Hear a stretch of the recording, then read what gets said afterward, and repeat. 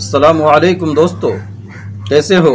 उम्मीद करता हूँ कि आप तमाम हजरात खैरियत से और आफियत से होंगे। अल्लाह ताला आप लोगों को ऐसे ही खुश रखे।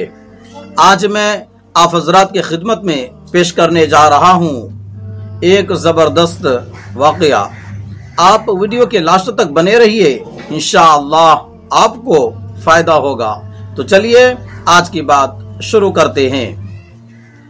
हाजी, अमानत और बेहन।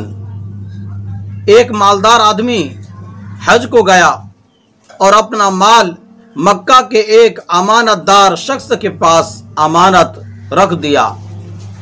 हज से फारिग होने के बाद जब वो अपना माल लेने गया तो पता चला कि अमानत रखने वाले उस शख्स का इंतकाल हो गया है।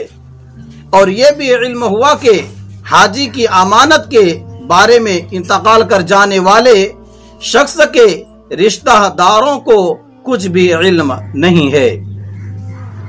परेशान हाल हाजी उलमा के पास गया। बाज उलमा ने उसका मसला सुनकर कहा कि आधी रात को जमजम के कुएं में उसका नाम लेकर पुकारो, अगर वो जन्नती है तो जवाब देगा। हाजी आधी रात को जमजम के कुएं पर गया, नाम लेकर उस शख्स को पुकारा मगर कोई जवाब नहीं मिला। हाजी उलमा के पास वापस गया और सूरत हाल उनसे बताई। उलमा ने मशवरा दिया कि बैर यरगूत जो यमन का एक कुआं है उसमें उसको पुकारो, अगर वो दोज़खी है तो वहां से जवाब देगा। उलमा ने मशवरा दिया कि बैर यरगूत जो यमन का एक कुआं है उसमें उसको पुकारो, अगर वो दोज़खी है तो वहां से जवाब देगा। हाजी ने ऐसा ही किया और बैर यरगूत जाकर उसे पुकारा तो वहां जवाब मिल गया।